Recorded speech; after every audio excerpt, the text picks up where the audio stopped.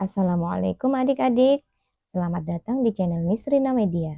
Di sini kita akan mendengarkan kisah-kisah Islami yang penuh teladan dan kebaikan. Yuk kita mulai. Baik adik-adik, sekarang pertemuan kita di bagian ke-19 di buku ke-6 Madinah Al-Munawwaroh di Muhammad Teladanku. Yuk, sebelum kita mulai, adik-adik jangan lupa sholat dan doakan kedua orang tua kita ya. Oke, kemarin kita sampai di Rasulullah sudah tiba di Madinah ya adik-adik ya. Nah, di manakah tempat Rasulullah Shallallahu Alaihi Wasallam menginap? Yuk kita baca bersama-sama ya. Nih, adik-adik tersayang, semua keluarga di Yasrib berebut menawarkan diri menjadi tuan rumah kepada Rasulullah Shallallahu Alaihi Wasallam. Semuanya ingin agar Rasulullah Shallallahu Alaihi Wasallam bersedia tinggal di lingkungan mereka. Rasulullah Shallallahu Alaihi Wasallam mengetahui bahwa jika ia menentukan pilihan, keluarga yang tidak terpilih akan malu dan kecewa. Karena itu, beliau memasrahkan pilihan itu kepada Allah Subhanahu wa Ta'ala. Dengan halus, beliau berkata kepada semua kepala keluarga, "Biarkanlah untaku ini berjalan, karena ia diperintah oleh Allah dan akan berhenti di tempat yang Allah kehendaki." Kaum muslimin mengikuti Al-Quswa yang berjalan perlahan-lahan. Di suatu tempat milik dua orang anak yatim, unta Rasulullah Shallallahu Alaihi Wasallam itu berhenti dan merebahkan perutnya ke pasir. Rasulullah Shallallahu Alaihi Wasallam mengajak Al-Quswa berjalan lagi. Namun tidak lama kemudian ia kembali ke tempat semula dan merebahkan perutnya lagi ke pasir. Inilah tempat kediamanku insya Allah. Adik-adik ya. Demikian sabda Rasulullah Shallallahu Alaihi Wasallam. Kemudian beliau berdoa 4 kali. Ya Allah, semoga Engkau menempatkan aku di tempat kediaman yang diberkahi dan Engkaulah sebaik-baik yang memberikan tempat kediaman.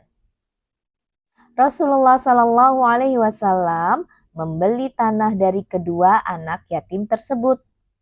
Rasulullah Shallallahu Alaihi Wasallam turun dan bertanya, "Di mana rumah saudaraku yang paling dekat dari sini?" Dengan penuh gembira, Abu Ayyub segera menjawab, "Saya ya Rasulullah, itu rumah saya." Ditunjukkan oleh Abu Ayyub adik-adik. Nih rumahnya ya. Rasulullah Shallallahu Alaihi Wasallam tersenyum dan berkata, "Baiklah Abu Ayyub, jika Anda berkenan, aku akan tinggal di rumah Anda untuk sementara waktu. Silakan sediakan tempat untukku." Abu Ayyub tergopoh-gopoh memasuki rumahnya karena begitu gembira. Disiapkannya tempat untuk Rasulullah Shallallahu Alaihi Wasallam serapi mungkin. Kemudian ia kembali menghadap Rasulullah Shallallahu Alaihi Wasallam dan berkata, "Ya Rasulullah, sungguh saya telah menyediakan tempat beristirahat bagi Tuan. Dengan berkah Allah, silahkan berdiri dan masuk ke dalam." Yuk, kita bacakan ini adik-adik ya. Apa yang terjadi di dalam rumah Abu Ayyub? Nih, gentong pecah. Rasulullah Shallallahu Alaihi Wasallam tinggal di rumah Abu Ayyub. Abu Ayyub ingin Rasulullah Shallallahu Alaihi Wasallam tinggal di lantai atas, tetapi Rasul menolak. Suatu ketika, gentong Abu Ayyub pecah dan airnya tumpah. Abu Ayyub dan istrinya segera menggunakan selimut satu-satunya untuk menyerap air agar tidak menetes ke tempat tinggal Rasulullah Shallallahu Alaihi Wasallam. Setelah itu, Abu Ayyub mendesak Rasulullah Shallallahu Alaihi Wasallam agar tinggal di atas. Akhirnya, Rasulullah Shallallahu Alaihi Wasallam pun bersedia tinggal di atas. Rumahnya Abu Ayyub ini tingkat 2 gitu ya, adik-adik tersayang ya. Yuk kita lanjut ke halaman berikutnya. Mendirikan masjid. 7 bulan lamanya, Rasulullah Shallallahu Alaihi Wasallam dan keluarganya tinggal di rumah Abu Ayyub. Selama itu, Abu Ayyub, Sa'ad bin Ubadah, As'ad bin Zurarah, dan yang lain mengirim makanan untuk keluarga Rasulullah Shallallahu Alaihi Wasallam secukup-cukupnya. Setiap pagi dan petang, Ummu Ayyub memasak makanan dan tidak mereka makan sebelum terlebih dahulu mereka sajikan kepada Rasulullah Shallallahu Alaihi Wasallam dan keluarganya. Demikianlah budi Abu Ayyub dan keluarganya kepada Rasulullah Shallallahu Alaihi Wasallam. Rasulullah Shallallahu Alaihi Wasallam tinggal di rumah Abu Ayyub sampai beliau mendirikan masjid dan rumah sendiri. Ketika akan mendirikan masjid, Rasulullah Shallallahu Alaihi Wasallam mengumpulkan Bani Najjar yang menjadi pemilik tanah di tempat itu. Wahai Bani Najjar, demikian sabda Rasulullah Shallallahu Alaihi Wasallam. Hendaklah kalian tawarkan harga kebun-kebun ini kepadaku, karena aku akan membelinya. Ya Rasulullah, kami tidak akan menghargai kebun-kebun itu karena mengharap ridha Allah saja. Namun Rasulullah Shallallahu Alaihi Wasallam tetap meminta mereka memberikan harga walaupun rendah. Akhirnya Abu Bakar membayar harganya sebesar 10 dinar. Setelah itu, bersama para sahabat, Rasulullah Shallallahu Alaihi Wasallam membenahi tanah itu. Setelah membenahi tanah itu, membersihkan pohon, dan membongkar serta memindahkan kuburan yang sudah rusak. Setelah itu, barulah mendirikan masjid. Rasulullah Shallallahu Alaihi Wasallam meletakkan batu pertama kali. Nih, beliau meminta Abu Bakar meletakkan batu selanjutnya. Kemudian beliau menyuruh Umar bin Khattab. Setelah itu Utsman bin Affan. Dan terakhir Ali bin Abu Thalib. Beliau bersabda, mereka itulah khalifah-khalifah setelah aku.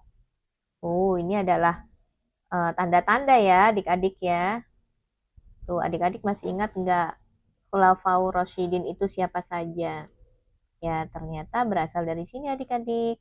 Jadi Rasulullah itu sudah mengabarkan bahwa mereka itulah khalifah-khalifah setelah aku. Yang pertama adalah Abu Bakar, kedua adalah Umar bin Khattab, ketiga Utsman bin Affan, dan yang terakhir adalah Ali bin Abu Thalib. Oke. Ya, setelah itu semua orang bekerja keras dengan gembira dan penuh semangat sambil bekerja. Rasulullah Shallallahu Alaihi Wasallam bersyair, Ya Allah, sesungguhnya pahala itu pahala akhirat. Maka kasihilah sahabat-sahabat Ansar dan Muhajirin. Para sahabat menjawab syair Rasulullah Shallallahu Alaihi Wasallam. Jika kami duduk termenung, padahal Nabi bekerja. Yang demikian itu sungguh perbuatan yang tidak pantas. Demikian adik-adik tersayang, batu diangkat, diletakkan, disusun, dan disisipkan sampai akhirnya pun masjid selesai. Pagarnya dari batu dan tanah, tiangnya dari batang-batang kurma, atapnya pelepah kurma, kiblatnya menghadap ke Baitul Maqdis. Adik-adik tahu Baitul Maqdis di mana? Ya, Baitul Maqdis itu di daerah Palestina saat ini ya adik-adik ya. Saat itu Ka'bah belum menjadi kiblat. Nah, di sisi masjid didirikan 2 buah kamar untuk tempat tinggal Rasulullah Shallallahu Alaihi Wasallam dan keluarganya. Sungguh sebuah masjid sederhana yang penuh berkah. Warna masjid. Umar bin Khattab pernah berkata tentang bagaimana sebuah masjid dibangun. Kata beliau, lindungilah orang-orang dari tampias hujan. Janganlah kalian mewarnai dinding masjid dengan warna merah atau kuning sehingga dapat menimbulkan fitnah. Oke, gitu ya adik-adik ya. Jadi jangan mewarnai masjid dengan warna merah dan kuning. Seperti itu ya adik-adik. Yuk. Kita lanjut ke halaman berikutnya. Dari Yasrib menjadi Mekah. Oh ya, adik-adik tersayang, sebelum menjadi Madinah, itu namanya adalah Yasrib ya adik-adik ya. Nih, Yasrib berasal dari nama Yasrib bin Mahlail. Ia adalah keturunan raja-raja Amalikoh yang dahulu pernah berkuasa di kota itu. Setelah Rasulullah Shallallahu Alaihi Wasallam hijrah, beliau mengganti nama Yasrib menjadi Madinah. Cuaca di kota Madinah sangat kering. Pada musim dingin, suhunya sangat rendah, dan pada musim panas, suhunya jauh lebih panas daripada Mekah. Banyak sahabat muhajirin yang tidak tahan cuaca tersebut dan jatuh sakit. Mereka dilanda demam tinggi yang melemahkan tubuh. Abu Bakar, Bilal, dan Amir bin Fuhairah termasuk yang jatuh sakit. Sakit, Abu Bakar sering berkata, "Mati itu lebih dekat daripada tali sepatu kita." Sementara itu, Bilal tidak suka berkata apa-apa jika sedang sakit. Namun ketika sakitnya hilang, ia sering menangis karena merindukan Mekah sambil berkata, "Apakah kiranya aku dapat berjalan malam hari di lembah yang di sekelilingku ada pohon-pohon iskir dan jalil." Itu adalah nama pohon yang banyak terdapat di Mekah. "Dan apakah pada suatu hari aku dapat sampai lagi ke tempat air Madinah, dan apakah dapat terlihat lagi olehku Gunung Syamah dan Gunung Tofil, dua buah gunung dekat Mekah." Akan halnya dengan Amir bin Fuhairah, jika menderita demam sering bersyair, "Sungguh aku mendapati mati sebelum merasakannya." Rasulullah Shallallahu Alaihi Wasallam amat prihatin dengan sakit beberapa orang sahabat akibat cuaca panas tersebut. Beliau juga mendengar keluhan-keluhan mereka. Karena itu Rasulullah Shallallahu Alaihi Wasallam pun berdoa kepada Allah. "Ya Allah, berikanlah kami rasa cinta pada kota Madinah sebesar rasa cinta kami pada Mekah, atau bahkan lebih. Ya Allah, berilah berkah pada pekerjaan kami untuk mencari nafkah. Sehatkanlah kota Madinah ini untuk kami, dan pindahkanlah panasnya ke tempat lain yang Engkau kehendaki." Allah Subhanahu wa Ta'ala mengabulkan doa Rasulullah itu dan memindahkan panas kota Madinah ke dusun Juhfah yang letaknya 82 mil dari Madinah. Adik-adik tersayang, selain berdoa dan mengatasi masalah cuaca, Rasulullah Shallallahu Alaihi Wasallam pun melakukan hal lain yang sangat indah agar kaum muhajirin yang berasal dari Mekah tumbuh rasa cintanya pada Madinah. Apakah yang beliau lakukan itu adik-adik tersayang? Tuh ya, jadi waktu pindah dari Mekah ke Madinah, para sahabat itu sangat berat ya adik-adik ya untuk beradaptasi dengan lingkungan. Karena ternyata lingkungan yang baru itu perlu adaptasi adik-adik. Nah, jadi Rasulullah memohon kepada Allah semoga para sahabat ini mencintai kota Madinah yang baru ditempati, bahkan lebih cintanya daripada kota Mekah. Seperti itu ya. Oke, kita baca bersama ini adik-adik ya. Tabarruk. Tabarruk adalah mengharapkan berkah. Suatu ketika saat Rasulullah Shallallahu Alaihi Wasallam tidur, datanglah Ummu Sulaim. Melihat keringat Rasulullah Shallallahu Alaihi Wasallam yang sangat harum menetes, Ummu Sulaim menadahinya. Tidak lama kemudian, Rasulullah Shallallahu Alaihi Wasallam bangun dan bertanya, "Apa yang sedang kamu lakukan, wahai Ummu Sulaim?" Ummu Sulaim menjawab, "Kami mengharap berkahnya untuk anak-anak kecil kami." Rasulullah Shallallahu Alaihi Wasallam kemudian berkata, "Engkau benar." Yuk adik-adik, kita buka ke halaman berikutnya. Saling bersaudara. Tuh ya, yang kemarin, yang tadi kita sudah tahu bersama bahwa sahabat-sahabat yang tinggal di Mekah terus pindah ke Madinah itu kan banyak yang sakit ya adik-adik ya. Nah, ini adalah salah satu cara bagaimana Rasulullah Shallallahu Alaihi Wasallam menjadikan mereka itu betah di Madinah.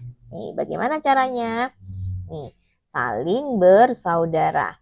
Suatu hari Rasulullah Shallallahu Alaihi Wasallam mengumpulkan para sahabat muhajirin dan ansar.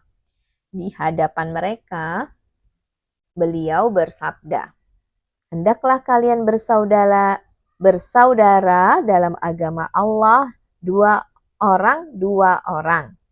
Para sahabat saling pandang. Beberapa di antara mereka tersenyum. Kemudian Rasulullah Shallallahu Alaihi Wasallam bersabda, "Hamzah bin Abdul Muthalib, singa Allah dan singa Rasulnya, bersaudara dengan Zaid bin Harisah, putra angkat Rasulullah." Kemudian Rasulullah menyebutkan nama-nama sahabat lain yang saling dipersaudarakan. Seorang muhajirin dipersaudarakan dengan seorang dari Ansor. Tercatat dalam sejarah ada 100 orang yang saling dipersaudarakan. 50 dari Ansor dan 50 dari muhajirin.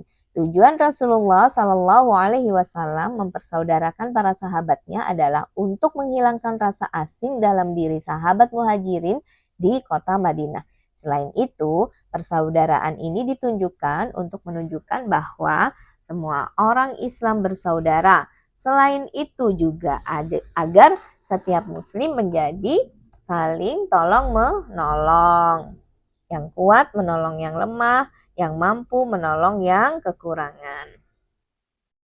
Buah persaudaraan ini akan dirasakan terus selama bertahun-tahun. Tuh ya, selama tahun-tahun sulit yang kelak ditempuh Rasulullah Shallallahu Alaihi Wasallam dan para sahabatnya di Madinah. Ternyata kalangan Ansar memperlihatkan sikap ramah yang luar biasa kepada saudara-saudara muhajirin mereka. Sudah sejak semula golongan Ansar menyambut gembira kaum muhajirin. Mereka begitu mengerti bahwa kaum muhajirin meninggalkan segala yang mereka miliki, termasuk harta benda dan seluruh kekayaan di Mekah. Sebagian besar dari mereka memasuki Madinah dengan perut lapar tanpa ada lagi yang dapat dimakan. Apalagi mereka memang bukan orang yang berada dan berkecukupan. Adik-adik tersayang, tentu saja sebagian kaum yang berbudi, kaum muhajirin tidak begitu saja terlena dengan bantuan saudara-saudara Ansar mereka. Kaum muhajirin berusaha melakukan banyak pekerjaan agar mereka bisa kembali mandiri secepatnya. Apakah kamu tahu jenis pekerjaan yang dapat dilakukan pada waktu itu? Kira-kira mereka bekerjanya apa ya adik-adik sekarang? Yang kemarin kan di waktu di Mekah banyak yang berdagang ya adik-adik ya. Kalau yang di Madinah ini bagaimana ya kira-kira adik-adik tersayang? Yuk kita baca dulu persaudaraan sejati. Akidah Islamiyah adalah dasar persaudaraan sejati. Tidak mungkin dua orang yang berlainan agama bisa bersaudara seerat dua orang yang sama agamanya. Rasulullah Shallallahu Alaihi Wasallam menghimpun hati para sahabatnya begitu dekat sehingga tidak ada perbedaan di antara mereka kecuali ketakwaan dan amal salih. Oke, kita lanjut ke halaman berikutnya. Nah, ternyata pekerjaan mereka ini bertani dan berdagang adik-adik. Nah, ini ada transaksi apa ini ya? Yuk kita lihat ya bersama-sama. Pada awal kehidupan mereka di Madinah, kaum muhajirin benar-benar mengalami masa yang sulit.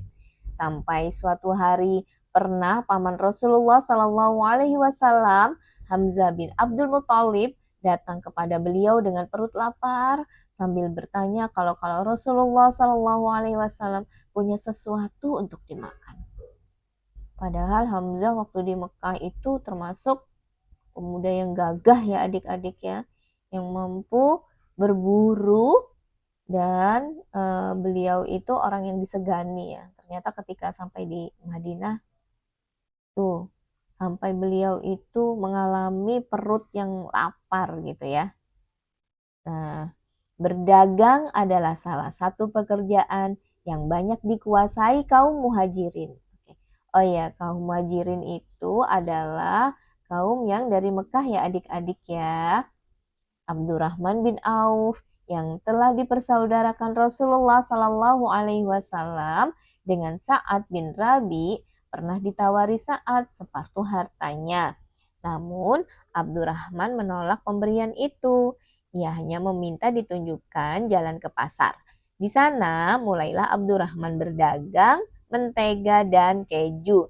Dalam waktu tidak terlalu lama, berkat kepandaiannya berdagang, Abdurrahman bin Auf berhasil meraih kekayaannya kembali. Dapat pula ia menikahi dan memberikan mas kawin kepada seorang muslimah dari Madinah. Sesudah itu, Abdurrahman bin Auf pun memiliki kafilah-kafilah yang pulang dan pergi membawa barang perdagangan. Selain Abdurrahman, banyak pula kaum muhajirin yang melakukan pekerjaan serupa. Begitu pandainya penduduk Mekah berdagang, sampai orang mengatakan bahwa dengan perdagangan, orang Mekah dapat mengubah pasir menjadi emas. Sementara itu, kaum muhajirin yang lain seperti Abu Bakar, Umar, dan Ali bin Abu Thalib memilih pekerjaan sebagai petani. Keluarga-keluarga mereka terjun menggarap tanah milik orang-orang Ansor bersama pemiliknya. Selain mereka, ada pula kaum muhajirin yang tetap mengalami kesulitan hidup. Sungguh pun begitu, mereka tidak mau menjadi beban orang lain. Mereka membanting tulang melakukan pekerjaan apapun yang halal. Ada lagi segolongan Arab yang datang ke Madinah dan menyatakan masuk Islam. Namun keadaan mereka amat miskin dan serba kekurangan sampai ada yang tidak mempunyai tempat tinggal. Rasulullah Shallallahu Alaihi Wasallam menyediakan tempat tinggal untuk mereka di selasar masjid yang disebut Suffah. Mereka yang tinggal di tempat itu disebut Ahlu Suffah. Belanja mereka diberikan oleh kaum muslimin yang berkecukupan, baik dari kaum muhajirin maupun dari kaum ansar. Adik-adik tersayang, di Madinah, kaum muslimin sudah mengerjakan sholat 5 waktu. Namun, dengan jumlah yang semakin banyak, sulitlah memberitahu semua orang bahwa waktu sholat telah tiba. Apakah yang dilakukan Rasulullah Shallallahu Alaihi Wasallam dan kaum muslimin untuk memecahkan masalah ini? Tuh. Ternyata ketika di Madinah, orang muslim itu semakin banyak ya adik-adik tersayang ya. Jadi ketika untuk memberitahukan sudah datang waktu sholat, itu ternyata ada kesulitan. Nah, nanti kita baca berikutnya ya. Sekarang kita baca ini dulu bersama-sama adik-adik. Makanan yang lebih baik. Dari Miqdam berkata, Rasulullah Shallallahu Alaihi Wasallam bersabda, tidak makan seseorang akan makanan yang lebih baik dari makan usaha tangannya sendiri. Dan sesungguhnya Nabi Allah Daud alaihissalam makan dari usaha tangannya sendiri. Tuh ya, jadi kita kalau bahagia gitu ya, ada kebahagiaan tersendiri ketika kita makan dari hasil jerih payah apa yang sudah kita usahakan ya adik-adik tersayangnya. Nah, sementara ini adik-adik tersayang adalah tanggungan dari kedua orang tuanya. Maka ketika adik-adik tersayang sudah selesai melakukan sholat, jangan lupa adik-adik mendoakan kedua orang tua kita. Seperti itu ya adik-adik ya. Yuk tetap semangat. Lanjut ke halaman berikutnya. Oke. Nih siapa ini ya? Nih. Nah, dia melakukan apa ya adik-adik kira-kira? Oke. Nah, karena sudah semakin meluas Muslim, orang Islam di Madinah, jadi kesulitan untuk mengingatkan mereka ya adik-adik ya, karena mereka kan ada yang sedang bertani, ada yang sedang berdagang di pasar, seperti itu. Jadi bagaimana cara mengumpulkan mereka untuk melakukan sholat berjamaah di masjid. Oke, lanjut ya. Riwayat azan. Kita gunakan saja bendera ya Rasulullah, usul seorang sahabat. Bendera tidak akan membangunkan orang tidur. Gunakan saja trompet, usul yang lain. Trompet mungkin terlalu keras. Bagaimana dengan lonceng? Tambah seseorang. Mungkin tidak perlu semua itu. Cukuplah menyeru seseorang bersuruh, as-salah, suruh sahabat yang lain. Rasulullah Shallallahu Alaihi Wasallam pun menyetujui usul terakhir ini. Lalu beliau bersabda, ya Bilal, bangunlah dan panggillah orang dengan as-salah. Maka apabila waktu sholat tiba, Bilal pun berseru-seru, as-salatu jami'ah, salatlah berjamaah, salatlah berjamaah. Itu ya, itu yang dilakukan oleh Bilal. Bilal berteriak seperti itu adik-adik untuk memanggil para jamaah untuk segera melakukan sholat berjamaah. Sampai suatu malam, Abdullah bin Zaid yang berada dalam keadaan setengah tertidur melihat seorang laki-laki membawa gentah. Abdullah ingin membelinya untuk memanggil sholat. Orang itu berkata, akan kutunjukkan yang lebih baik daripada itu. Berserulah, Allahu Akbar, Allahu Akbar. Asyhadu an la ilaha illallah. Asyhadu an la ilaha illallah. Asyhadu anna Muhammadar Rasulullah. Asyhadu anna Muhammadar Rasulullah. Hayya 'alas shalah. Hayya 'alas shalah. Hayya 'alal falah.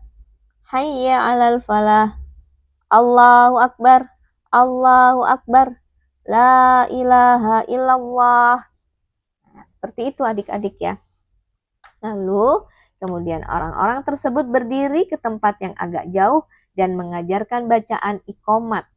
Keesokan harinya, Abdullah bin Zaid mengabarkan mimpinya kepada Rasulullah Sallallahu Alaihi Wasallam.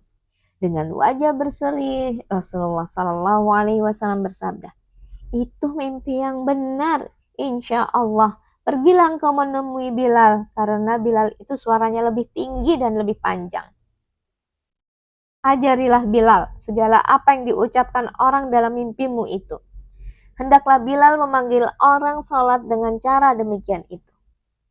Nah, adik-adik tersayang, Bilal pun kemudian mengumandangkan azan dan iqomat seperti yang diajarkan Abdullah bin Zaid kepadanya. Mendengar suara Bilal, Umar bin Khattab datang tergopoh-gopoh menemui Rasulullah Sallallahu Alaihi Wasallam sambil berkata, ya Rasulullah, demi zat yang telah mengutus engkau dengan benar, sungguh semalam saya telah bermimpi bertemu seseorang dan berseru sebagaimana yang diucapkan Bilal. Rasulullah Shallallahu Alaihi Wasallam pun bersabda, segala puji bagi Allah. Demikian itulah yang lebih tetap. Oh, ternyata serta selain Abdullah bin Zaid, adik-adik tersayang, Umar bin Khattab juga bermimpi yang sama. Begitu ya adik-adik ya. Seorang laki-laki penduduk surga. Nah, siapa ini adik-adik? Semakin lama Bilal semakin dekat di hati Rasulullah Sallallahu Alaihi Wasallam, yang kemudian menyatakan Bilal sebagai seorang laki-laki penduduk surga. Akan tetapi sikap Bilal tidak berubah. Ia tetap seorang yang mulia, besar hati, dan selalu memandang dirinya tidak lebih dari seorang Habasyah yang pernah menjadi budak belian. Seperti itu ya. Nih, Bilal adalah seorang budak dulunya ya adik-adik ya. Terus adik-adik masih ingat ya, Bilal ini dibebaskan dengan cara dibeli oleh sahabat Abu Bakar As-Siddiq. Seperti itu ya. Oke, kita lanjut ke halaman berikutnya. Perjanjian dengan kaum Yahudi. Adik-adik tersayang, Dari dulu Madinah bukan hanya dihuni oleh orang-orang Arab saja, melainkan juga kaum Yahudi. Ada 3 keluarga besar Yahudi yang menetap di Madinah, Bani Quraizah, Bani Nadir, dan Bani Qainuqa. Orang-orang Arab yang tinggal di Madinah dari suku Aus dan Khazraj pernah saling bermusuhan selama puluhan tahun. Setiap suku itu dipengaruhi oleh orang-orang Yahudi. Namun, ketika Islam datang mempersaudarakan mereka, lenyaplah rasa permusuhan itu untuk selamanya. Sejak saat itu, kaum Yahudi kehilangan pengaruh mereka atas orang Arab di Madinah. Semakin hari, semakin gemilang dan majulah kaum muslimin. Hal ini tidak diterima dengan rela oleh orang Yahudi. Mereka pun mendirikan persatuan sendiri untuk menghalangi kemajuan Islam. Melihat gelagat tidak baik ini, Rasulullah Shallallahu Alaihi Wasallam pun mengirimkan surat perjanjian kepada orang Yahudi. Begini adik-adik ya. Nih. Isinya kurang lebih sebagai berikut. 1.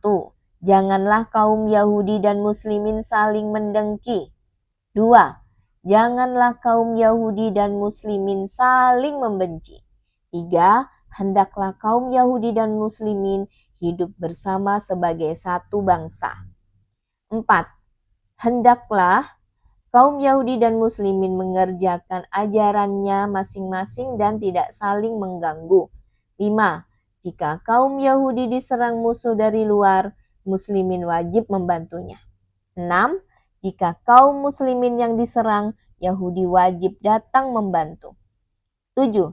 Jika kota Madinah diserang dari luar, kaum Yahudi dan muslimin harus mempertahankannya bersama-sama.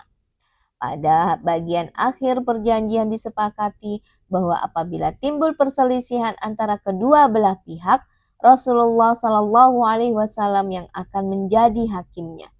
Demikianlah dalam perjanjian ini tercantum kebebasan beragama, keselamatan harta benda, dan kebebasan mengutarakan pendapat. Kota Madinah dan sekitarnya menjadi tempat yang terhormat bagi seluruh penduduk karena penghuninya saling menghormati dan saling membela. Perjanjian ini menunjukkan bahwa Rasulullah Shallallahu Alaihi Wasallam adalah pemimpin yang sangat cerdas. Perjanjian ini bahkan belum pernah dilakukan oleh rasul-rasul terdahulu. Gitu ya adik-adik ya. Tuh. Nih. Ada apa ini? Kita baca bersama ya. Suka menipu dan berkhianat. Siapa ini adik-adik? Perjanjian antara kaum muslimin dan Yahudi ini kelak dirusak oleh tabiat kaum Yahudi yang suka menipu dan berkhianat. Mulanya kaum Yahudi tidak senang dengan isi perjanjian yang telah disepakati tersebut. Kemudian mereka melanggarnya dengan berbagai penipuan dan pengkhianatan. Oke, lanjut ke halaman berikutnya ya.